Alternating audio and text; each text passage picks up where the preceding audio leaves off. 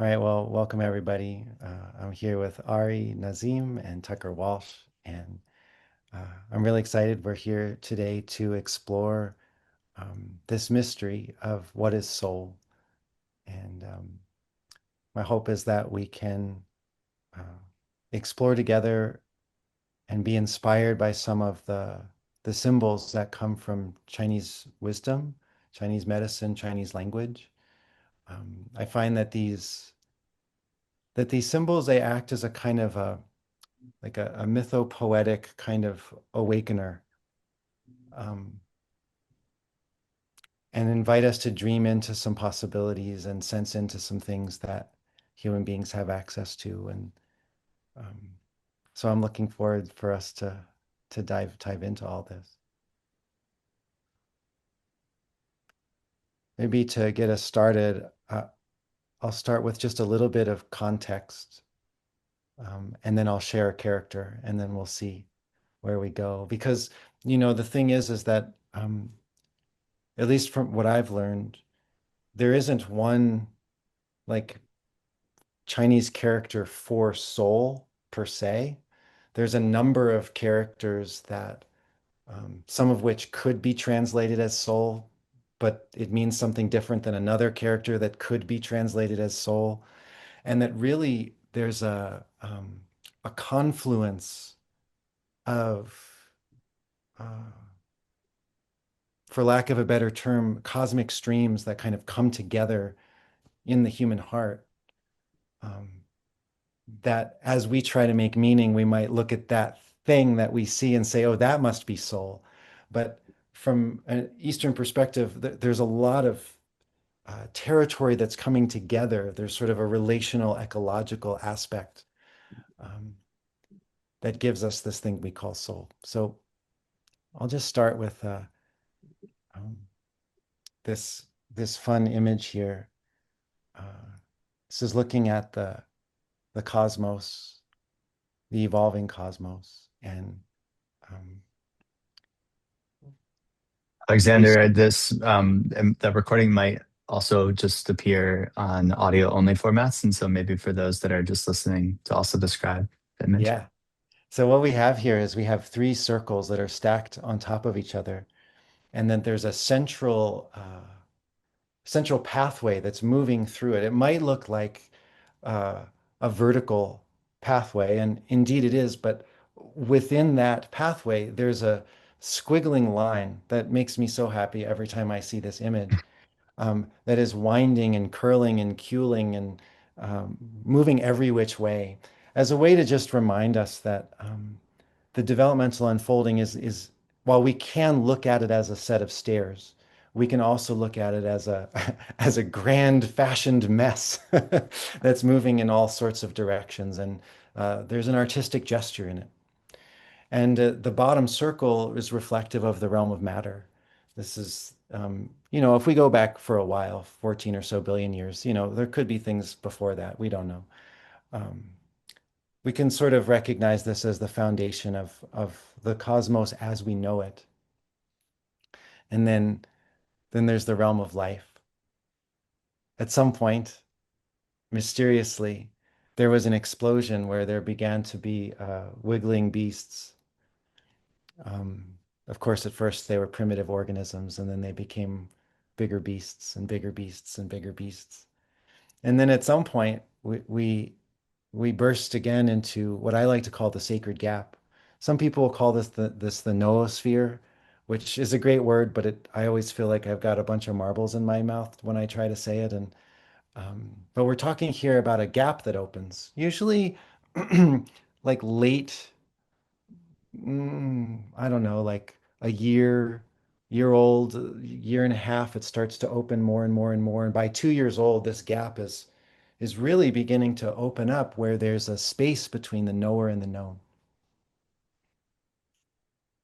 We can reflect. And as we reflect this great gesture, this story uh, this story begins, the human story. I'm sure there's other beings that we don't know of that also have a sacred gap, but we'll hang out with the humans for now. And so it's in this gap that we ask questions like, what's a soul? And we're this one way to look at it is like we're this really uh, old unfolding gesture, this cosmic unfolding, and we've started to ask ourselves, who are we and why are we here, and all those kinds of questions. And today we'll explore what is the soul. And to start with, I wanted to share a Chinese character. This is the character for Shen. I think I'll start before I talk about any translations. I'm not going to do that because I think it's a little more interesting when we don't have a specific uh, translation. And so on this side, we have here, it was a lightning bolt. In fact, the earliest character for Shen shows a lightning bolt striking a human being. But later on, the most common earliest depiction of this whole character is just this here. It's a lightning bolt. So we have this idea that there's something that uh, is is descending from the heavens, some sort of a numinous uh, light. Um, of course, if you're struck by lightning, I assume that you must have, at least metaphorically, you feel enlivened by the light. It's probably a little more complicated when it's actual lightning. And then on this side, we have this other character that it shows a single line. We could suggest that this line reflects an unbroken, timeless dimension of being. And then we have hanging from this light are these three descending lines. If you look at an earlier version of this, it's a little easier to kind of see when it's not in the pretty sort of gestures. But you can see a single line above, and then you see there's something hanging. So in the Buddhist tradition, we might say that this single unbroken line reflects the Dharmakaya, the sort of the unbroken dimensions of awareness. And then what's hanging from it are these fruits of heaven. You can think of that as the Sambhogakaya. There's something, there's a luminosity that is pouring. The only other thing I'll mention, and then we'll open up to explore a little bit, is um, this character here. You can see some resemblance to the original, to the one that's painted here, but it also shows these hands that are they're stretching something. And the idea here is in autumn, the idea is that nature has to do this stretching gesture uh, to press the maturation into the seeds so that when the seeds fall, they have the essence in them. So there's also this imagery of implications of a kind of maturation and like the pressing of the essence into the seed, which allows that seed to then, it has life in it. It has animating forces in it. So I'll just stop there for now and just see what comes up for you guys so far. Mhm. Mm. Thanks, Alexander. Yeah, I really love the lightning strike and the seeds. And for me, soul is very sexy. Mhm. It's very sexual. It's very erotic. It's the creative life force in many ways. I have a mentor of mine, and we were dialoguing about soul. It's not a term that he uses, and he was saying for him maybe soul is something like deepest heart. And while I appreciate deepest heart, like there's that feels like maybe everything ultimately is the deepest heart. There's a quality in that for me, even just from the phenomenology of deepest heart, that I feel like is missing when the word soul gets removed. There's something about soul that sounds like a soul. And I feel it in more in my lower chakras. 2 nights ago, I was watching Alicia Keys perform on Tiny Desk, the NPR Tiny Desk concerts, which I used to film as an intern at NPR in college. And I was just like, man, this woman and her whole band are like, this is mastery of heart and soul. But to me, that there was a distinction when I used those two terms because heart was like the radiance. It was like the just glowing love that was just pouring through her and through all the musicians, through the music itself.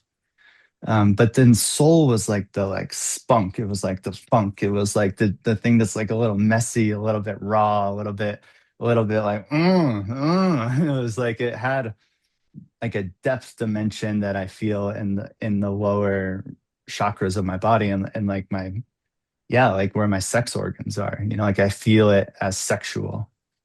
And I don't think that's explicit. I don't think that's the only way that soul can be expressed or experienced. But as an art school grad, I tend to often like view the world through frames or metaphors of art. And for me, soul and art are very like the best art that I know or that I'm drawn towards is just basically painting with soul in whatever medium that might appear. And then of course we can look at all of reality itself as God's painting of soul on the canvas of Dharmakaya, maybe. So yeah, that's what comes up for me.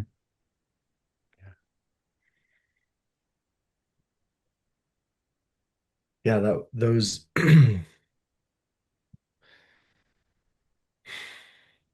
those two images, I would say, are images that come to me a lot too, like the lightning bolt and the seed as holding yeah, as holding different kind of dimensions of how I experience soul. Um, I think, it's funny, yeah, people always ask me if I'm a musician or an actor or something like that, or people say I should be an actor, but they think I'm a musician when they see me.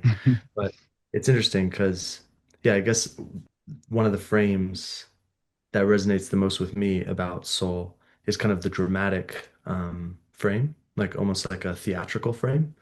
And in a lot of my more esoteric lightning bolt downloads, I've experienced reality as being very theatrical, um, made out of story, as John Churchill has said before.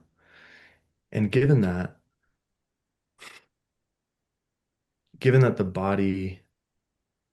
the human body is kind of it has its own story. It has its own yeah, there's almost these layers that have their own desire to unfold. Like there's the tree that starts as a seed and wants to unfold into a full oak tree. But then there's also the part of the branch that turns into the blossom that turns into the fruit. You could say that's kind of a micro, like there's a specific directionality of that stem or that branch that is kind of more unique than like the flowering of the whole tree. And the fruits come out a little different, but they're also part of this fractal unfolding, which is the tree from the one step from the one seed. And I feel like that, yeah, when we talk about soul, it's almost like which soul, because my human body has its own desires, right? And then you could even break that into the organ systems having their own subminds, and they have their own unfoldings they wish to accomplish. My generative organs certainly disagree sometimes with my heart or my cognitive mind about what direction we should be using the energy of our system. And then there might be something even behind the physical organism that's trying to push itself, that kind of, yeah, push itself through the physical organism. Um, and that maybe is what we'd commonly call soul, is like some sort of descending impulse. Yeah, sometimes I think of it as like coming up through me or down through me.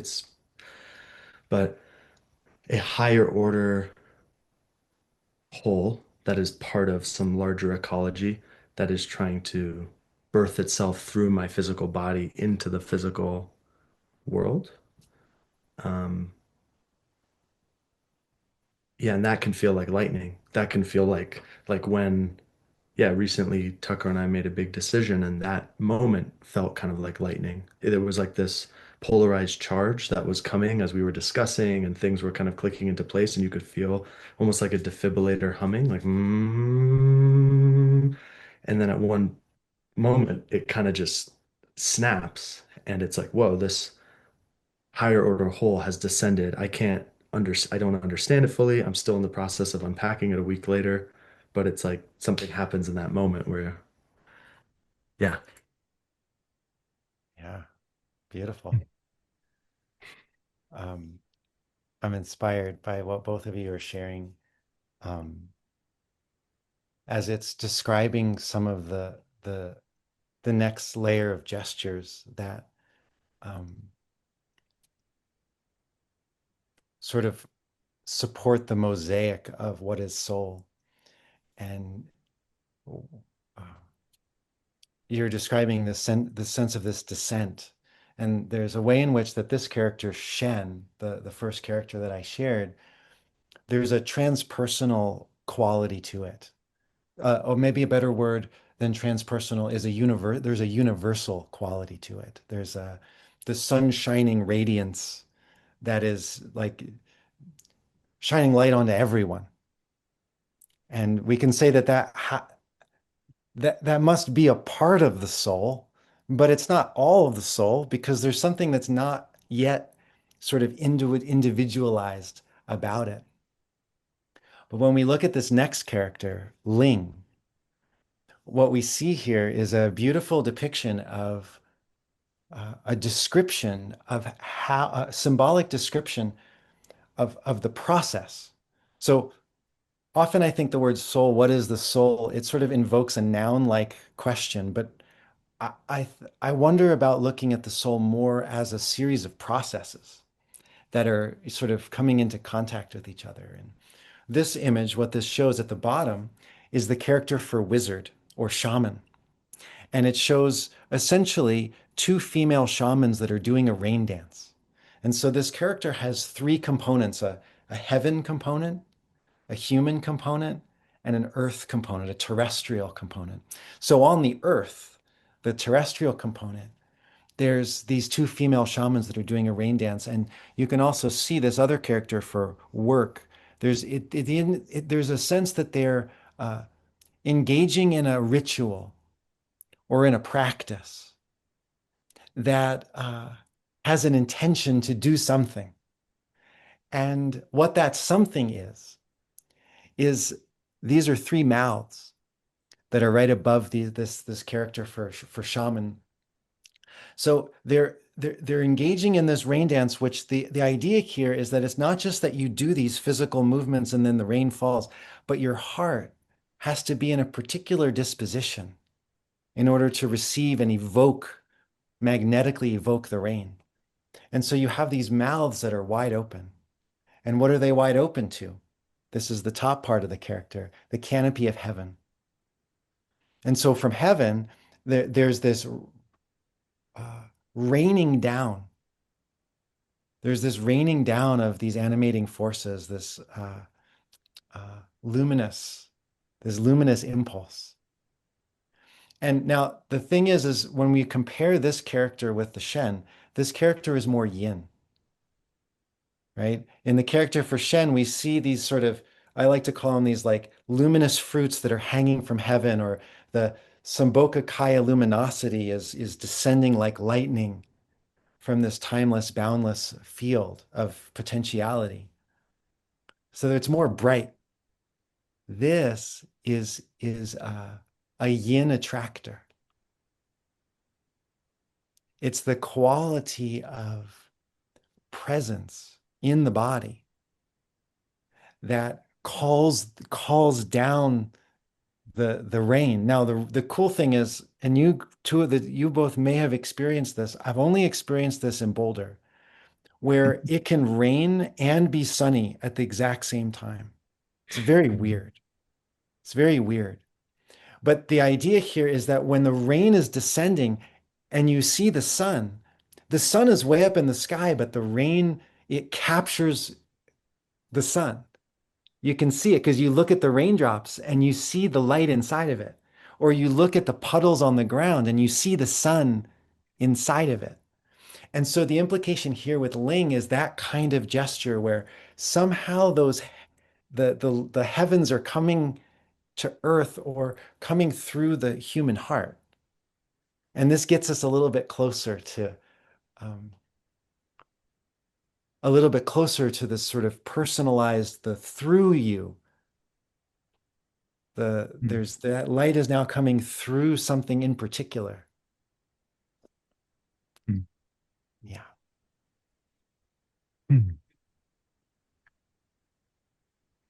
Yeah, I often talk about there, like feeling that there's two ways in which knowing sometimes arises and more the soul depth dimension. And one is that transpersonal kind of download from the heavens, the lightning strike. And yeah, it's almost like the full non-conceptual knowing is there without any thinking or thought, or it's really not mental. It's like awareness itself is aware of the totality of it, even as it doesn't know it at all from a mental cognitive perspective. But then I think there's another dimension that is equally as important. And often when the two are combined, it feels like the fullest expression of um, soul is experienced for me, which is when it's almost like the planet or the earth or the nature or the soil or the mycelium or the cells also are knowing, and that's more like from the ground up, almost as if I'm a flower and I'm sucking up the rain from the soil. And so it's not just raining from the heavens, but it's also like the rain that's in the soil is being sucked up, and it's a little bit slower of a process, but it's almost like it's working on deeper layers of the material realm or energetic realm. It's like it has a quality of purification sometimes, but it's also it's like it's very gestural, it's very physical, it's very energetic and just as mysterious. Yeah, and there's sometimes a quality of feeling like the clear knowing is there, but then the body kind of comes into, it's like it's rebirthed into a form that can receive that clear knowing, and then that's expressed as action from the heart, the human heart, or from the more than human heart as well. But yeah, and so yeah, just feeling the ecological. I mean, it could be framed as so many different ways, but I like to frame it in a planetary context because I think that it um, invites in something that feels universal to humans. Like all humans can relate to being a being of the planet and like receiving the information about what is ours to occupy as an expression of this planet, what is ours to live, to serve, to tend to, and who do we need to become as a unfolding process to meet that um, clarity or that mystery that's not clear but is like sparkling in little fractal moments of clarity, you could say. Yeah, as you're speaking, it reminds me of the sort of paired gestures of like the involutionary gestures and the evolutionary gestures, Hmm. and that imagery of like pressing the animation into the seed. It gives that's the involutionary gesture, Hmm. but then that seed now has the essences and it falls to the ground when the fruit falls from the tree. Um, and then it sort of burrows into the earth. And Hmm. at some point, with the right conditions, there's a kind of that evolutionary. It's like the movement from earth to heaven. But you're Hmm. carrying the earth within you, like you're carrying Hmm. this world within you, as well as sort of connecting with the heavens. And it reminds me, Ari, of what you were sharing around. Um, for me, also, one of the places that I really feel this, what I would sort of call the sense of soul, is in the arts. And you also are mentioning this too, Tucker, where it's like people are on the earth and they're living through human experience and the earthly experience, but they're like wielding something that feels like it's beyond here. It's like it's not just stones and dirt, but it is. It is. And there's just something so beautiful about that, this sort of marriage of heaven and earth. Hmm. Hmm.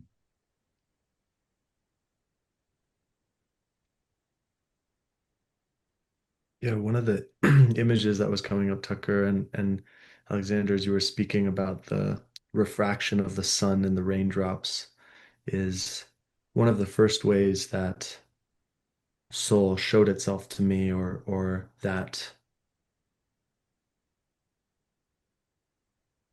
way of relating to my beingness or experience was kind of captured in image was almost like the Pink Floyd Dark Side of the Moon cover. Um, just because that's very common in popular culture, but the concept of a prism, like raindrops are these prisms that are reflecting the one light, the sun, but they're all, snowflakes, raindrops, they're all kind of unique. They're in a position at a time. They are cloudy or clear. And almost like, yeah, sometimes it feels like my body is sometimes we might use the word vessel, or we might use the word container or alchemical system or furnace, but some sort of a receptacle that can be very clear and very open to that which wants to come through it, and the light that is shining into it being able to kind of blossom out and refract out, or it's very contracted or looping or opaque, and you can hit it with, lightning and nothing's going to come out the other side. Um, and yeah, I think when, like you were saying, Tucker, when I feel someone is like breathing soul into the world, it feels like they're open and clear, and something is coming through them that is beyond them. It's being expressed uniquely through their body, and they're catching it, and there's something unique about that. But something is coming through that is beyond them, and you can almost feel it, like how much of it is like the animal guy, or how much of it is a smaller self, and how much of it is like a deeper self or a deeper heart, or a the transmission is the degree to which it's beyond. Yeah. Mhm. Yeah, I appreciate that, Ari, in the sense of, I think in Buddhist circles that I'm in, or in meta-aware kind of developmental circles or whatnot, there's a tendency towards deconstructing and seeing like, oh, soul is this. Ultimately, it's all just sort of the radiance of awakening, whatever the story is. And but I think there's a function that I just keep coming back to soul as a word, as a way of experiencing. And it's just like I guess I just have a love affair with soul, and I think I always have since I was a little kid. Because to me, yeah, it does help to sort of distinguish like the relative depth dimension of where something is birthing from or expressing as. And I don't know. I was watching the Knicks, the Knicks just won the NBA finals, and just seeing the mastery of the craft of playing basketball at that elite level, and then seeing the sports announcers and all the fans, and the kind of the mythos of like the Knicks haven't won in 50 years or whatever it is. And there's just something about that where, to me, in this moment in my life, I'm not making this as a truth claim about reality, but in this moment of my life, I find way more depth of connection to soul, to heart, to God, like watching the next game than I do just kind of like, I don't know, meditating or some other,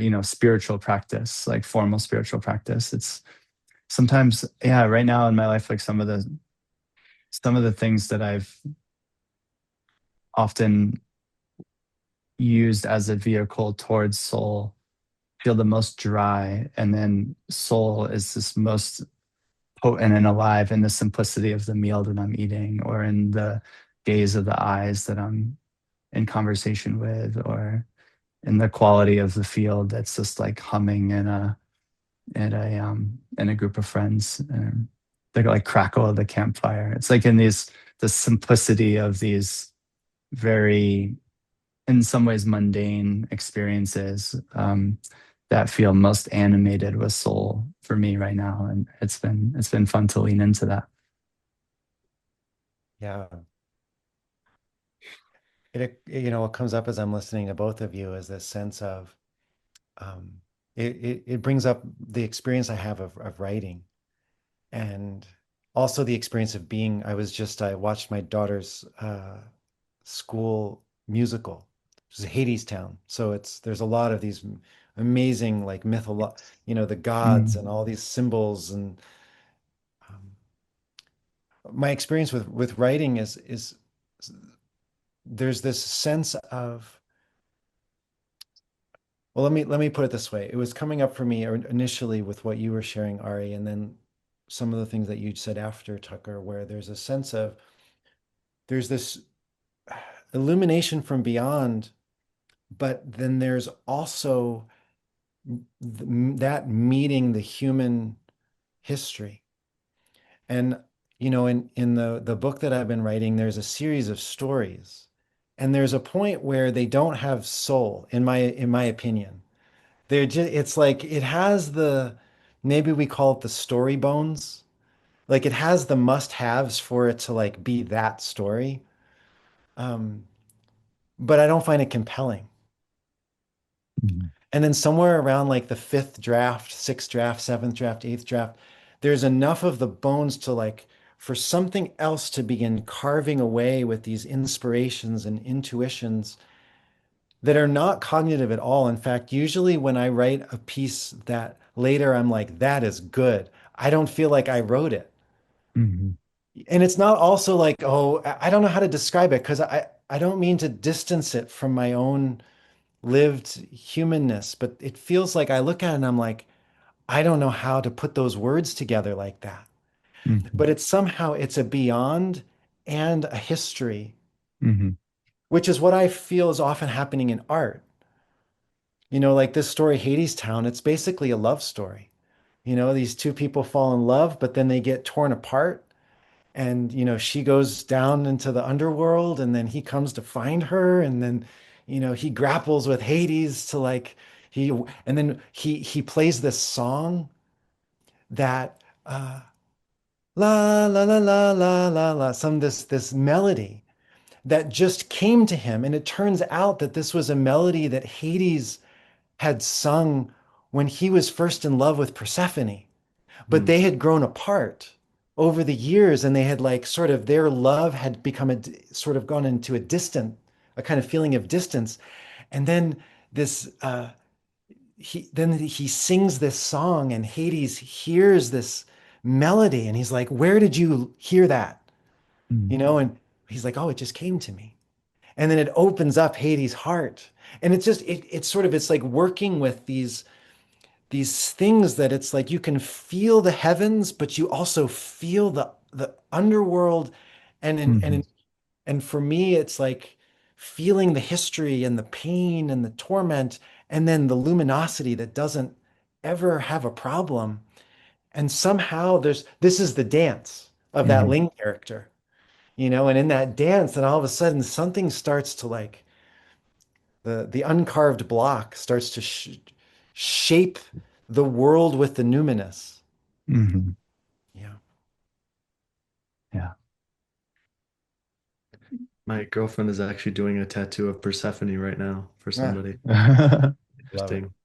Mhm. Yeah, I was just sensing, jazz and gospel and blues as three examples of genres that to me I often feel a lot of that quality of soul. And so much of those genres from my limited understanding is really birthed from pain or history that has involved suffering and being in the underworld in the darkness of reality's expression that is yeah, painful. And um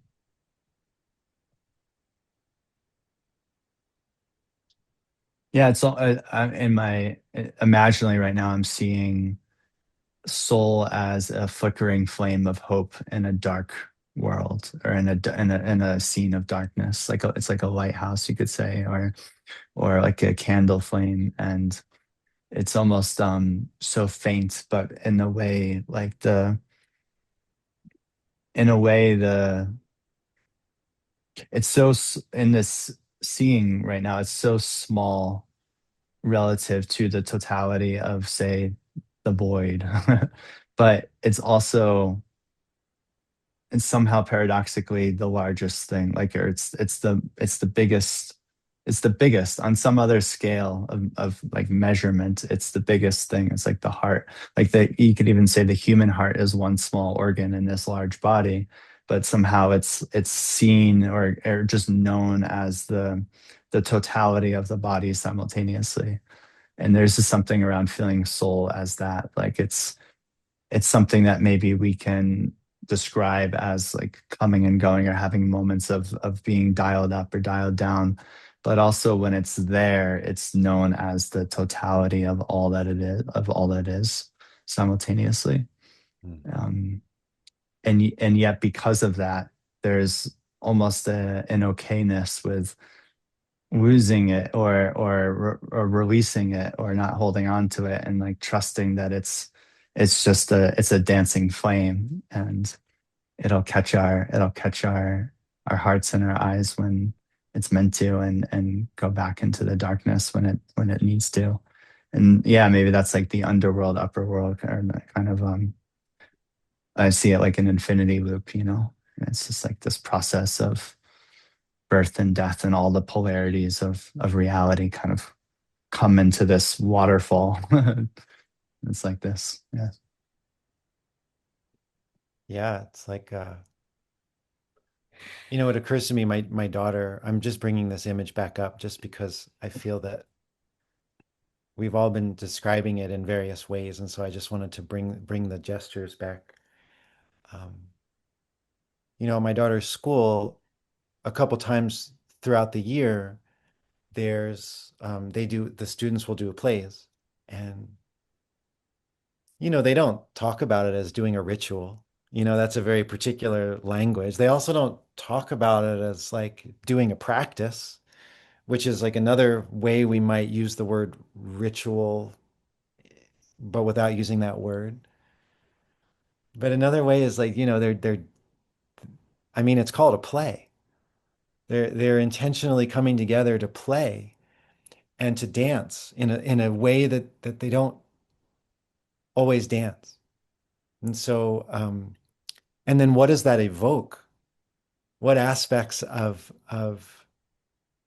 it's funny, I first want to say what aspects of human possibility, but there's a way that it feels like it's human possibility and also beyond. Like it feels like there's a sense of something beyond. It's like we're evoking different aspects of the invisible. Mm, And so my love like for that. example, my daughter, she and three of her friends, they played the Fates. And these Fates, they have a certain look in their eye. And sometimes they go "Sss," and they have this sort of quality about them that I know the three girls that uh, Sophie was being Fates with, and none of their dispositions are really like that. And if I were to say, "Hey, Sophia, when we go out tonight, why don't you embody this kind of Fate's quality?" She would be like, "You've got to be kidding. There's no way I'm going to do that." But in the Mm, context of a play, everybody dances a little differently. And it's like it pulls down these different wow. aspects uh, of light, at least how I experience it. It's like these different aspects of light, but it mixes with the human and it mixes with being of this planet, of this ecology. And then we all get to experience that as human beings. And there's a way also, it occurs to me, that there's something safe about it. It's like there's a lot of things that we would do as humans that maybe others would say we were crazy if we did, unless it was a play or unless it was painted on a canvas. It's like all of a sudden you're allowed to do that. Like this guy that played Hades, it was they cast it perfectly. And he's just, and he's like this darkness and like evoking the quality of dark red light. And if he were to do that in the middle of Costco, people would start like saying, "You're not allowed to do that. You're acting crazy. Like, should we put you in an institution?" But in this context, he gets to dance he gets to be the shaman in that certain way, and it evokes something, this certain quality of ruby light that not only moves him, but it moves all of us. We get to feel those qualities that maybe we're not usually allowed to when we're sort of in the normative Mm. kind of thing. Yeah, that's exploding things within me. Yeah.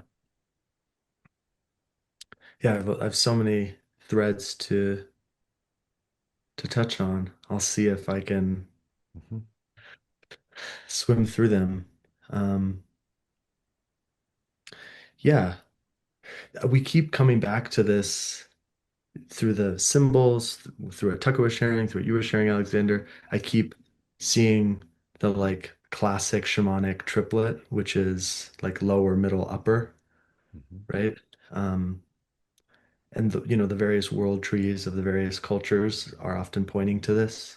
And the Greeks, of course, they don't treeify it, but they kind of, you know, Olympus and Zeus, and then, kind of the worldly affairs and the underworld. And it's from the Siberian shamans to the Aztecs to the Hawaiians, this is a triplet that likes to reproduce itself. Even Freud has given it some German names, like sub, id, ego, superego, whatever. But there's this way in which maybe in a, yeah, how you showed that realm of life, or sorry, realm of matter, realm of life, and then the sacred gap. Yeah, the Buddhists, they also kind of conceive of it to some degree like this. There's like the hell realm, which is just like infinite suffering, the hungry ghost realm, which is like constant desiring and grasping with like no awareness of it. The animal realm, which is just like rote, like execution of similar tasks. Then there's this gap, which is the human realm, which there's enough suffering and enough liberation to lead to something interesting. And then on the other side, you tip over the scales again. You have the asuras or the jealous gods who are kind of constantly in this battle with each other, and then the devas who just are in infinite bliss until they die. And there's something about being human. It's like, you know, our culture maybe thinks of aliens like this, or maybe previous cultures would have thought of ethereal beings or devas or ascended masters or something like this. But there's like these realms below us that are less agentive. Like atoms ostensibly are kind of bound by certain physical laws that if you crank up the heat in your oven, the atoms aren't like, yeah, I'm not gonna like get excited right now. They like have to get like hot and kinetic. And as you go up the stack, you get a bit more agency. But, a lot of animals, their soul is, you could almost argue it's a biological soul. Like they are a hawk and they have expressed as a hawk. And the hawkness, like, kind of does the hawk thing, and it's kind of constrained to some degree by maybe the biology can only catch a certain amount of spirit and manifest it, but it's catching a certain flavor of spirit. And this actor that is called Hawk is like perfectly costumed for the role, and it just like does the Hawk thing. And there's something interesting about humans in that we all have this shamanic quality, regardless of whether we're the neurodivergent shaman in the community or not. Every human being has this gap. Every human being has much more agency over the roles that we can play. And the history of our evolution, the new spheric evolution or cultural evolution, is like these different plays that we've put on. It's like, okay, tallest, strongest guy is going to sit at the front of the room and boss all the other tall, strong guys around. And the tall, strong guys are going to like treat the like small dudes who are like brainy this way. And like, all right, cool. And like that play works for a while, but it's a play and it has costumes and actors and da da da da. Um, and so, some of them, what I would regard as maybe some of the more advanced cultures,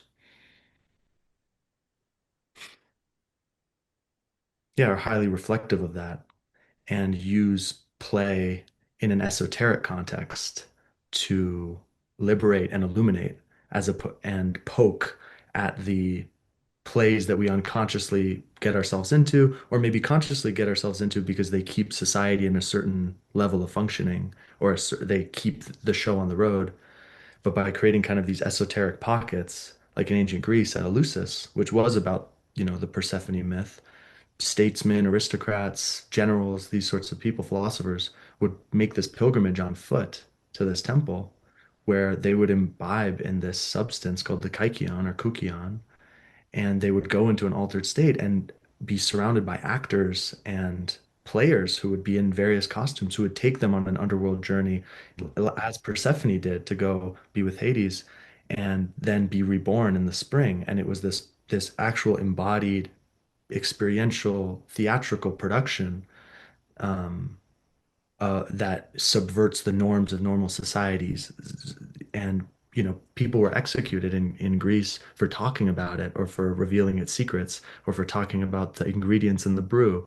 And it was held with this level of sacredness Mm. um, that, the famous, all the great Greek philosophers would point back to Eleusis and say, if you haven't experienced Eleusis, like, what do you really know? And these sorts of Mm. things. So yeah, these are some threads I'm Love it. feeling lit up by. I love it. Yeah, there's so much richness in there. The Mhm.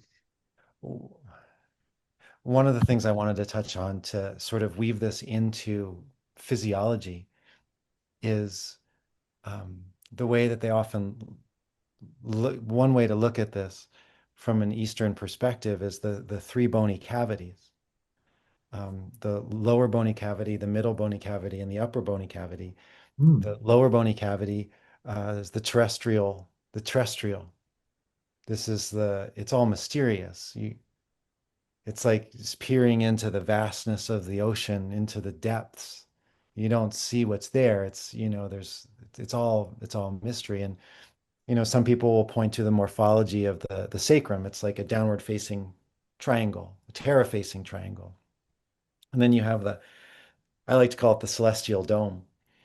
Um, you'll see these images of meditators that have these really long heads, and it's depicting that there's like you'll hear in the Bible, like I think the phrase is something like in my father's home are many mansions, and so the invitation is that you go in to this celestial dome, and some other traditions will talk about many heavens, or that character for Shen. um, what I was describing is like the luminous fruits. Often it's interpreted as those little things that are coming down from that single line. It's the sun and the moon and the stars.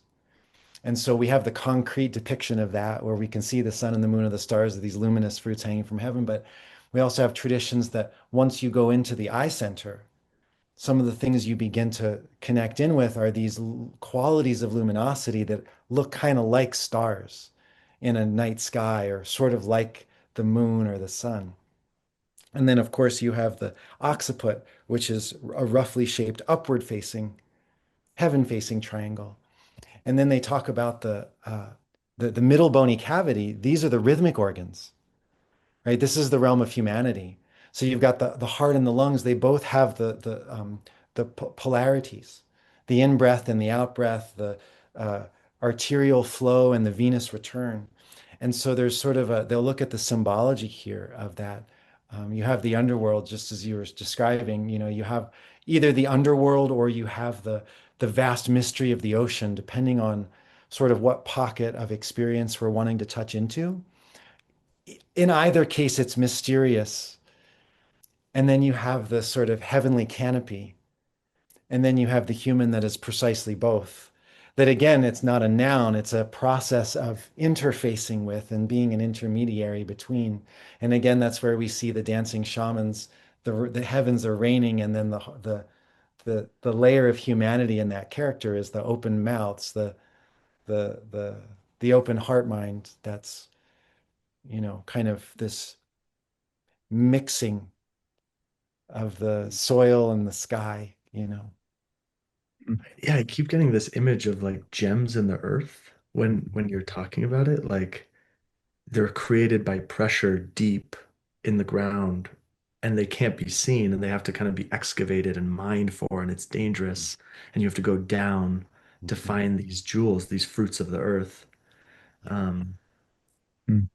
Yeah, there's something you were saying, Tucker, about the pain or like a descent being required to like Yeah. really encounter soul. Like if you meet a sage who is just like beaming, just like universal love, there isn't that like bass note of soul as much.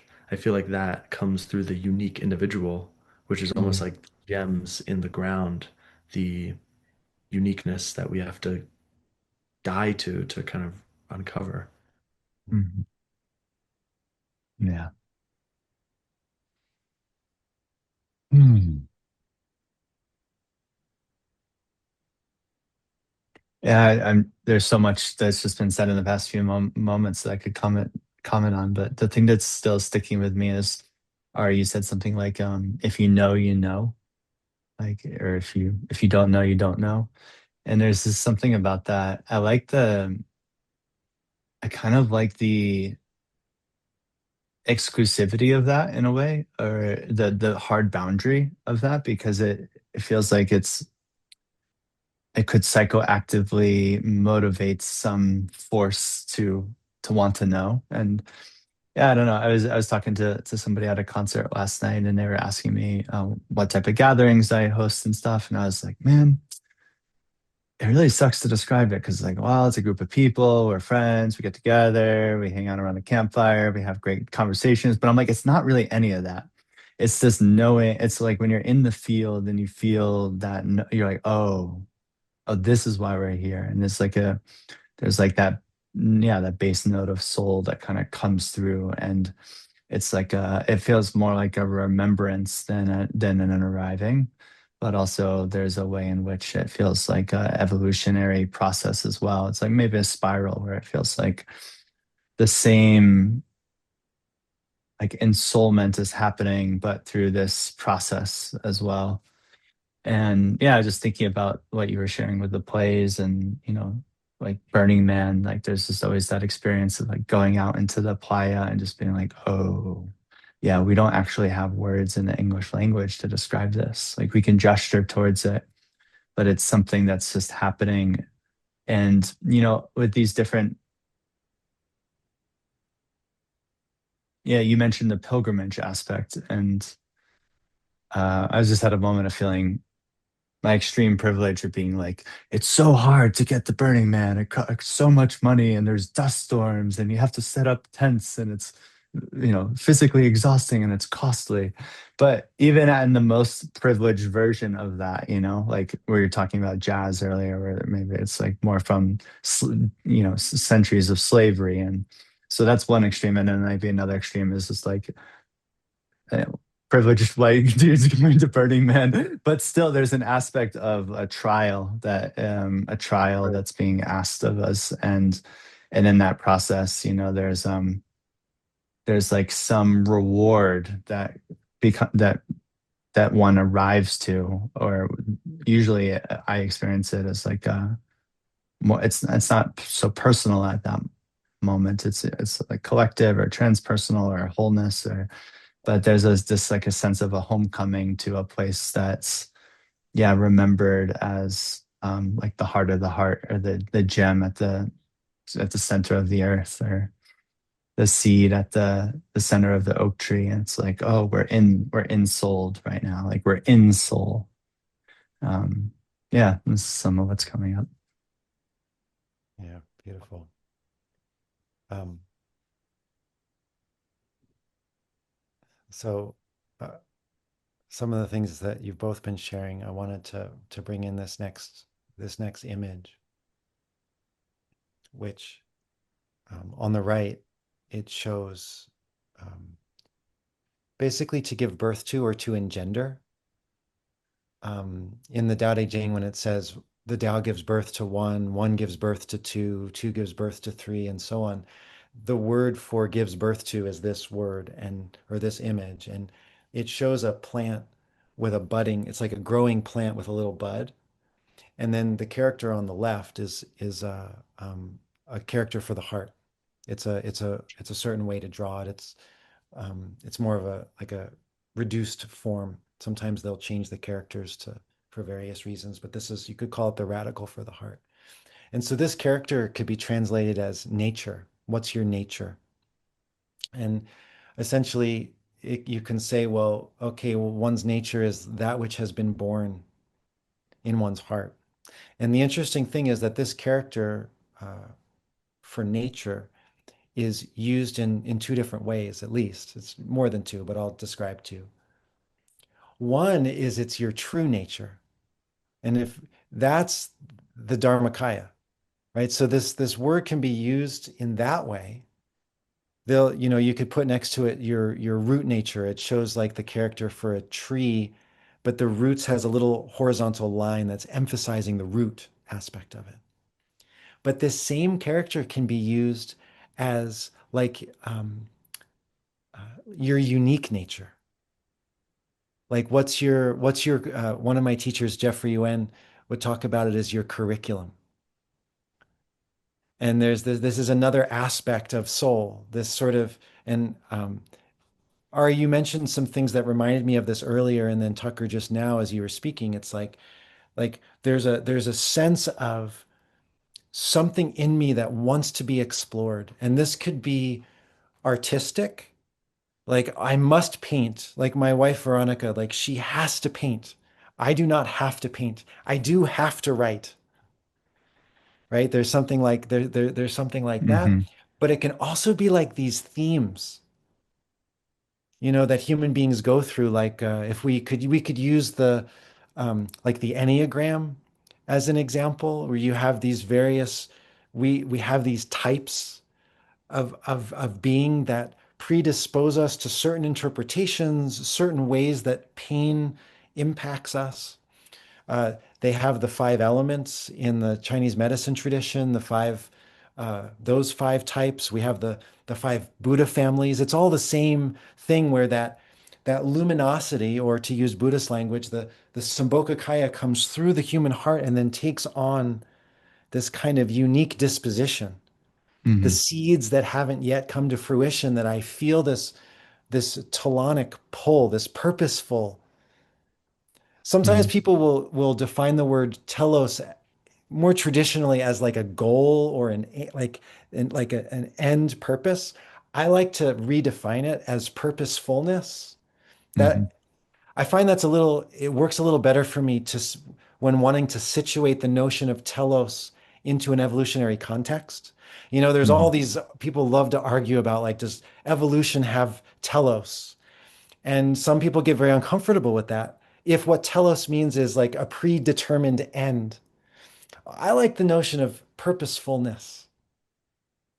And then we have this sense of purposefulness that Hmm. leads us into certain directions, that leads us. Now, also, I like to think of this as unique individual nature, right? So that luminosity is coming through the individual and wants to come to fruition in a certain way. But then we also have like a particular collective Hmm. that has a shared kind of soul shared soul, you could say soul connection, or there's a shared impulse that's Hmm. beyond the like, hey, we want to do this thing together, but there's something else that feels like a resonant yes that Hmm. that sort of gathers us into a sort of shared communion. Yeah.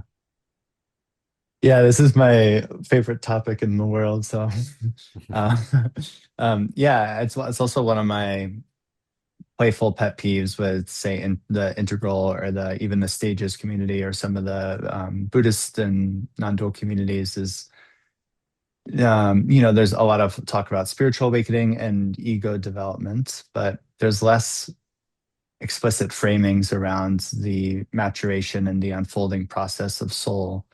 And to me, yeah, it's interesting from some of the constructing consciousness gatherings when I had all these golden shadow projections of what kind of meta this or something, some turquoise or whatever the label was, and just sort of recognizing that the people that I felt most resonant aliveness with on a very basic level were those who I felt like there was some teeming aliveness in their soul. And there were others who had like extraordinarily deep and realized non-dual um, you know, they're orienting from non-dual states or whatever, and others who are developmentally, kind of off the charts relative to um, the human population.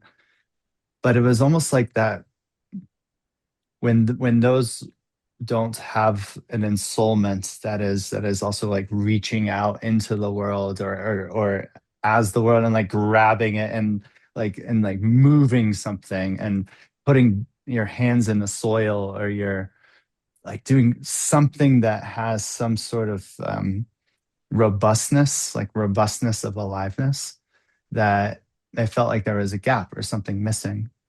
Um, and so, yeah, everything you just shared, Alexander, just really, really lands. And for the Source Keepers Guild, we've created a model of soul development. It's largely based off Bill Plotkin's work, but we used our own language and we added a stage. And yeah, it's not something that I see as the specificity of the way that we've constructed it isn't so important, but it's more just about planting seeds within the psyche of the network that we're a part of, that soul is not just ego development and it's not just spiritual awakening, but it can be seen and experienced as a third gesture that is able to bring both of those other things into some sort of a unique gift that has a flavor of aliveness that is magnetically attractive just by its sheer vitality. And it's sexy, like it's sexy and it's often playful and it's also often dramatic and it's often exquisitely simple and like that perfect um that perfect simplicity where it almost hurts because it's just so perfect. You know what I mean? It's like it's almost painful because it's just right. It's just like hitting the acupuncture needle exactly in the right point. And I feel like soul is what has the power to really do that. But it's doing it almost through its own intelligence, more so than there's like the act of, yeah, there's almost a sense of like being entranced by this intelligence that just knows. Um, and that itself is deeply pleasurable.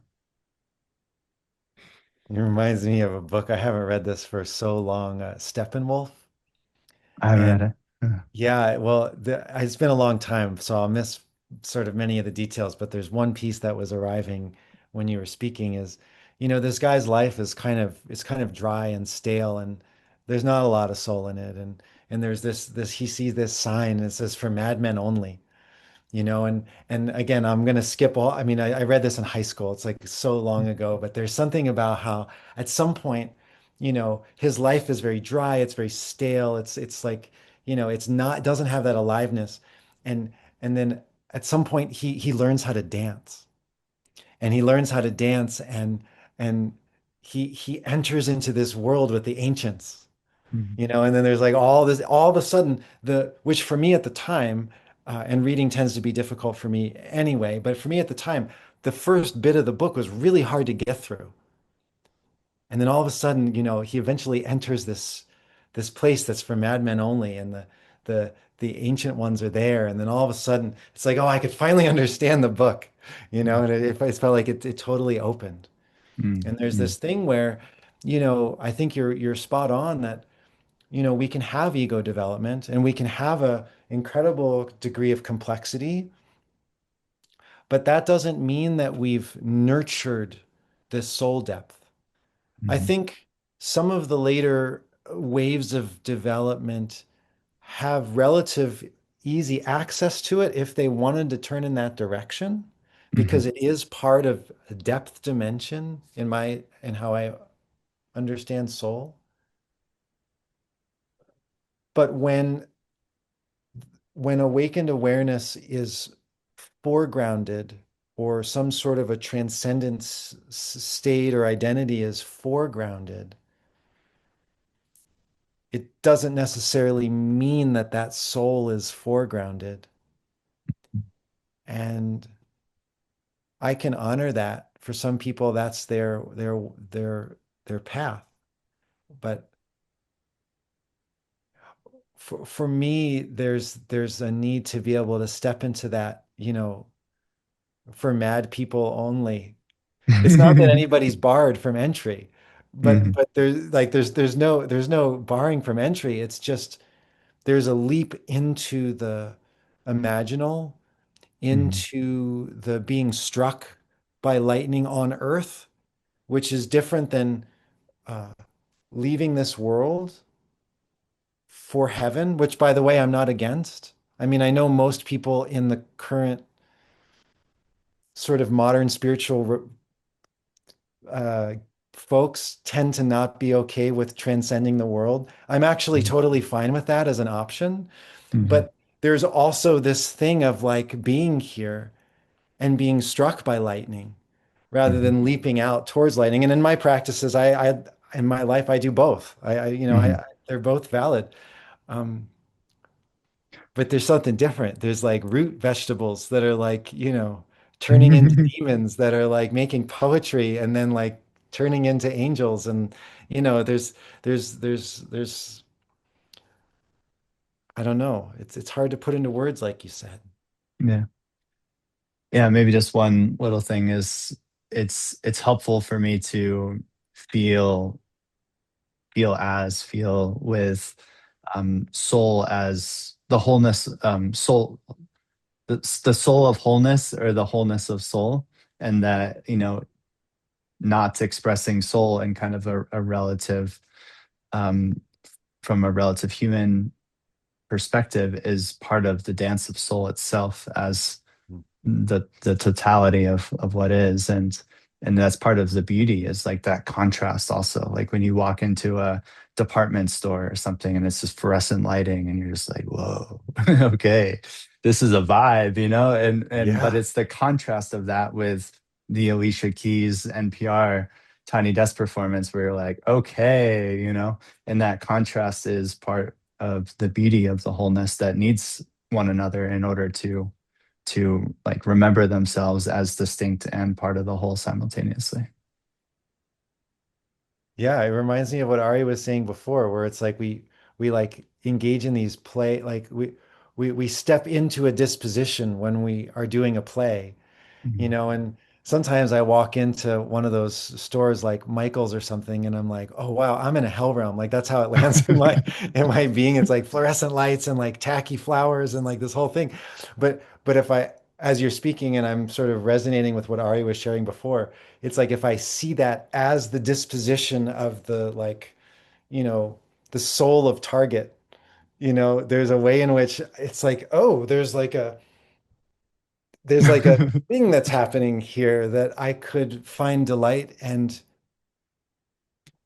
magic in, uh, especially when there's the contrast. Mhm. Yeah.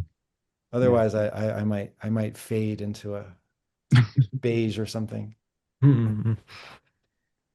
Yeah, there's a few things that came up.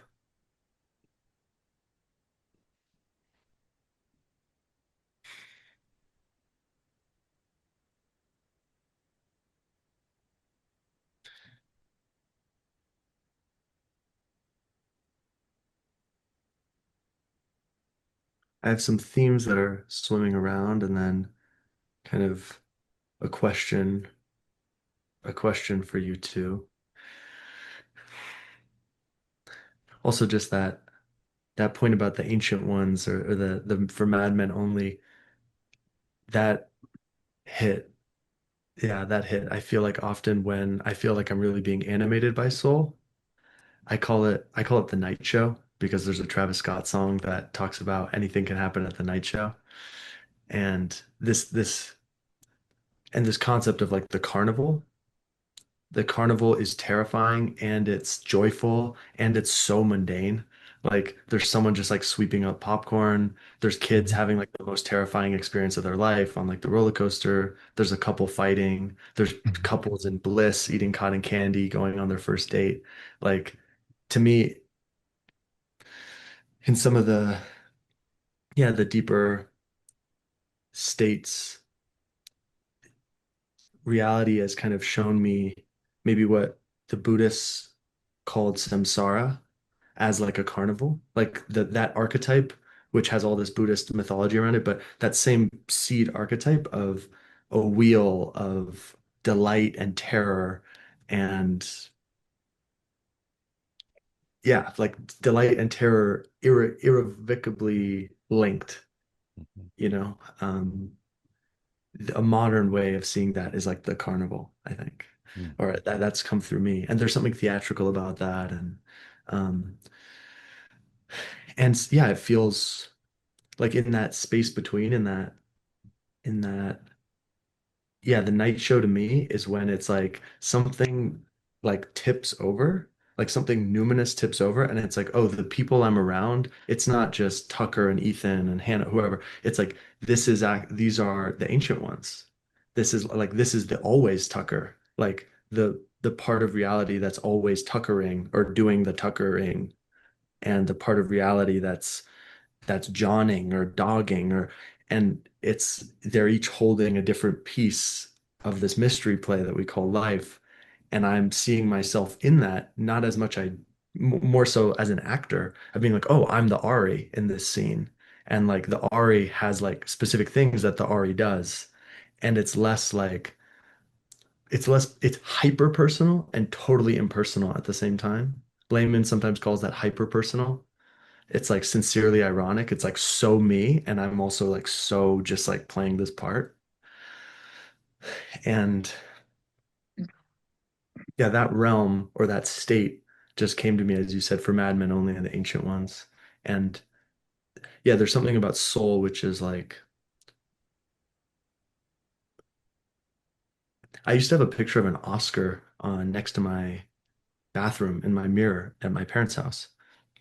It's not because I wanted to be in movies, but because as these things started to come in through me, there was a sense that there's a role that I'm needed to play in the larger play. And I want to win. I want to get the Oscar for that role.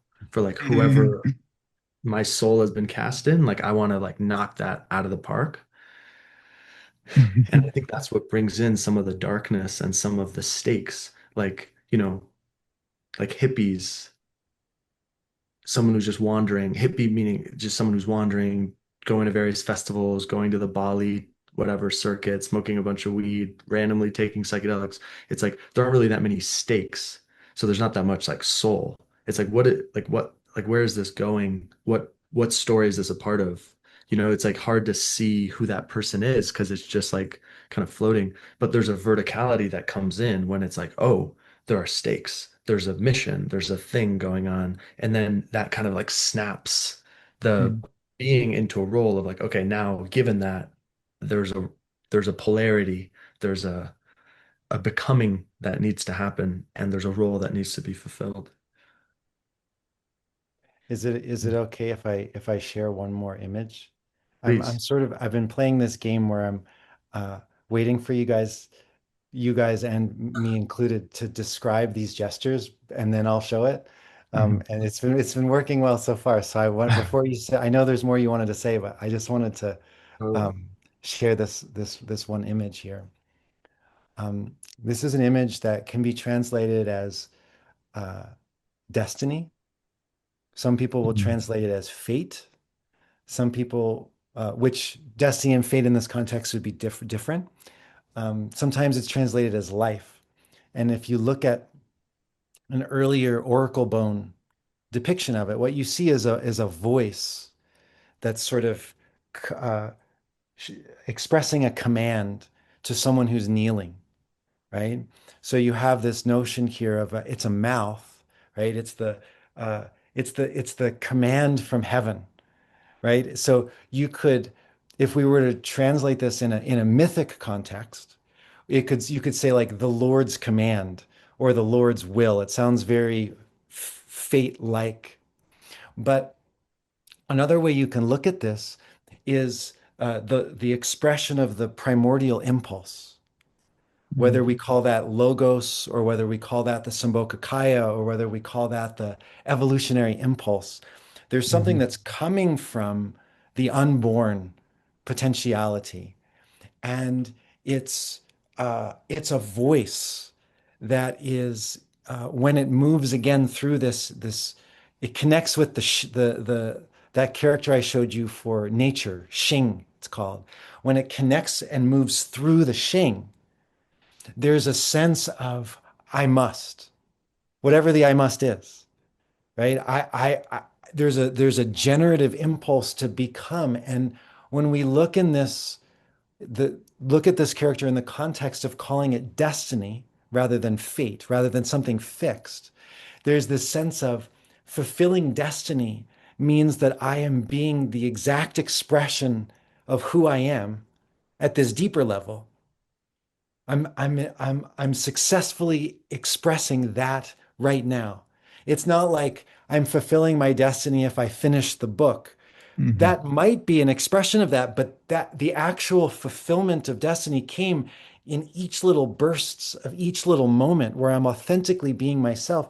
That's giving rise to what this evolutionary impulse Yeah. is how it's becoming through my human soul. Yeah. Yeah. Can I say one thing on that? Yeah, you can say a million things on that. Okay. I wanna jump back to you and No, no, Ari and I'm just say that. Okay. A move that I absolutely love what you just said. I feel that feels, yeah, that is my direct experience of reality. I feel like soul is interesting to talk about, but it's there was a death to soul process that happened where it's just like soul just is, I guess you could say. And but yeah, and I think I've made this own move previously, which is essentially being like, well, it's already always happening right now. And so therefore the kind of striving towards that which might not be here in some way is not like that was kind of an illusion or a delusion, or that's something you have to let go of. That's an attachment, that's karma, blah, blah, blah. And there's something in the fulfillment of the moment to moment blooming of soul as already realizing itself as itself in this like kind of timeless yes feeling that to me is not contradictory with the deep earnest like knees on the ground, hands bloody, striving our way as best as we can with humility and imperfection towards that which in many real ways is also not here, is also not yet fully incarnated in the form that is being desired or longed for, and that is also destined to become, in part because of that very gesture of reaching towards that which is not destined in some paradoxical way. And so, yeah, in my moment to moment life, you could say that's all of those contradictions and paradoxes have been worked through, at least in most days. And there's just a sense of like it just feels like one whole movement that is happening, that is a happening, that is the happening. But in the process of coming to know that movement, I feel like it's helpful to kind of look at each of the different sub movements of that system, you could say. I don't know, it's weird to frame it as a system, but of that totality, in order to kind of get to know the contours of this process. And yeah, I really,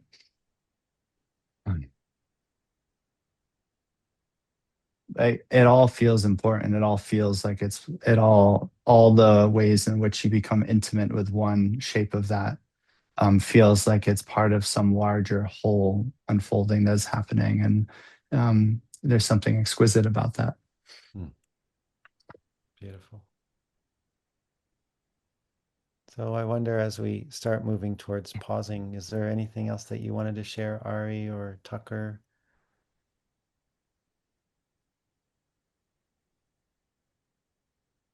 I have a question for Ari. You framed this earlier. You shared about a big decision that was made, professionally, but also personally, and um, that was like a soul level decision. And I guess what I'm curious about is, who do you see yourself becoming from the dimension of soul as a response or as a ripple of that decision that was made. And like, yeah, potentially even just offering that as a prayer for the future destiny that is you. Mm.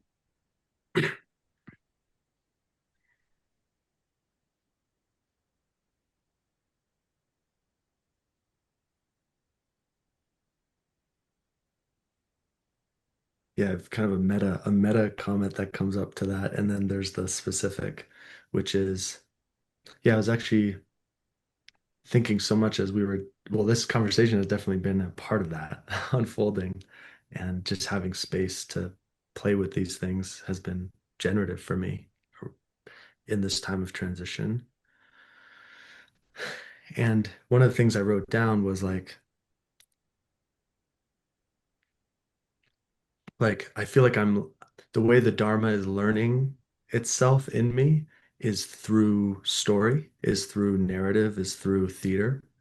And I think the frame in which I relate to what's happening to me is almost like a movie critic. It's like, oh, Mhm. okay, interesting. That happened. So this is what they're setting up. Like oh, there was this foreshadowing of this thing, but now this other thing happened. So the timeline of that thing is speeding up. Okay, this character's gonna get in the, I'm kind of that's how I experience myself is yeah. In my personal mythology, there are like directors who you could think of as like archangels. There's like the one who like is just like laughing, eating popcorn, watching itself die and explode and go through meat grinders and also make love and become president and whatever. Like there's the one who's just like eating popcorn, like holy shit, this is crazy. And also this is terrifying. It's everything. So it almost has no opinion. It's like Tucker. Um, I just have to get you every time. But then there's these different facets of wholeness that want different outcomes. Some of them want to break down and dissolve. Some of them want to give birth. Some of them want to sustain. And they're all in this. You could call those the five elements, or however you want to think of them, the seasons, or anyways, these directors, and they're planting seeds for me and whatnot. So yeah, I was working for a kind of powerful spiritual teacher and kind of apprenticing to him. And I think the way I felt like the story was going was that by me kind of giving my young life force for a period of years to this being, it would help kind of him get over the line, like kind of almost like as we're trying to give birth to a new culture and a new way of relating to each other and being in the world, that like the elders are kind of like holding the deepest seeds of this. And so if I give my like sunshine and water and life to that seed, that will be like the pressure point that will open the most blossoming for the whole system.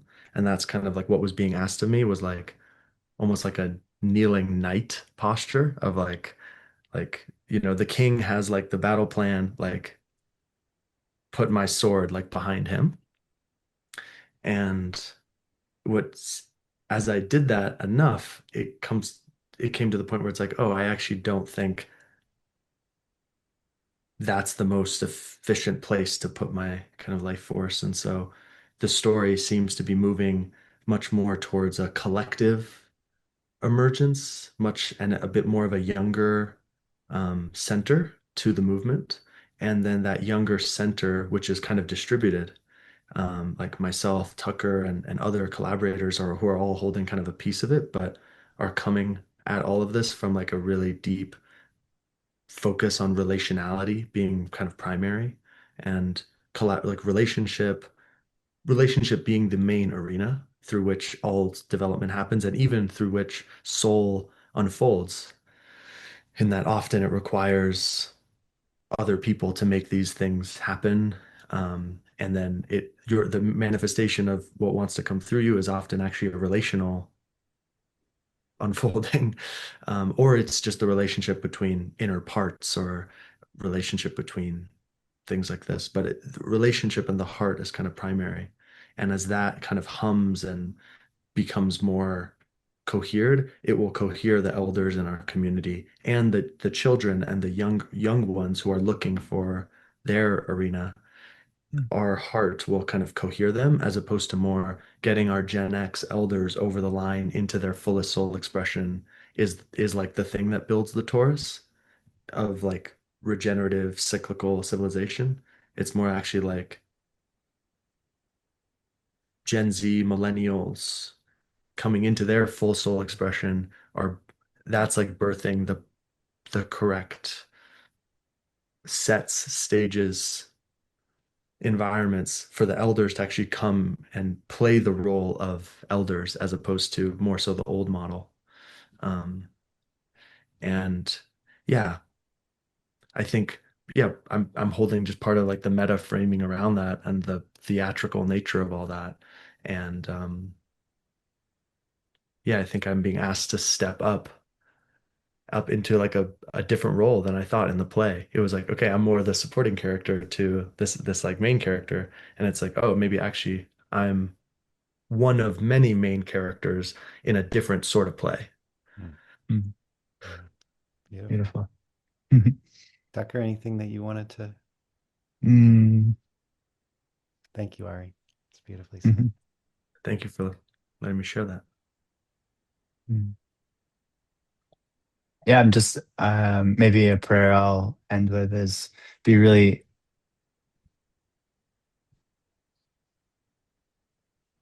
yeah, it would just be really cool to, I mean, I'm experiencing it now, you could say, but of feeling future generations where there's no need to have a podcast about soul because it's like having a podcast about blue skies or something, or like it's like, yeah, the sky is blue. Like, what else is there to talk about? But it's just so, yeah, and there feels like there from a historical, epochal kind of human history lens that there's maybe a coming back into contact or intimacy with this that I think is there in everything, and but maybe like the explicit orientation around it has a quality of re-emerging something that was a little bit muddled in the water or something like that. And I appreciate that this podcast has been one fractal expression um, of that journey. So thank you, Alexander, for initiating it, and Ari for being here with Yeah, your thank you beautiful both so wisdom. much. Thank you both. My sense is that um,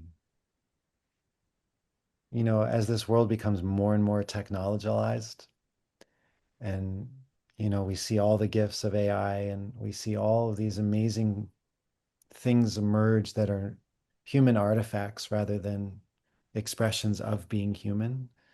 I think that um, more and more there's going to be a yearning for what you're describing, Tucker. I mean, I actually think there's a yearning already, Yeah, but I don't know how often it's articulated that that's a missing piece. yeah, Um, and I think that there's an opportunity here for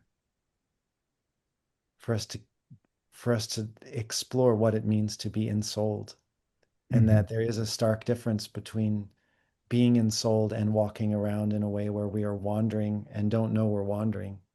hmm, And it tends to be the disenchantment of, modernity's shadow, and I hear an invitation um, to play more.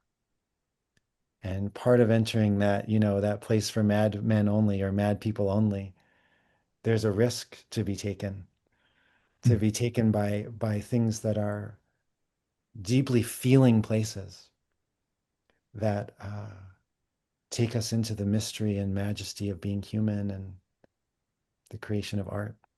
hmm. Beautiful. Thank you, Thank you, everyone. guys. Thank you. Yeah, Thank you. beautiful, beautiful conversation. Thank you guys so Yeah, much. Yeah. yeah. Right. Talk to you soon. Bye. Bye.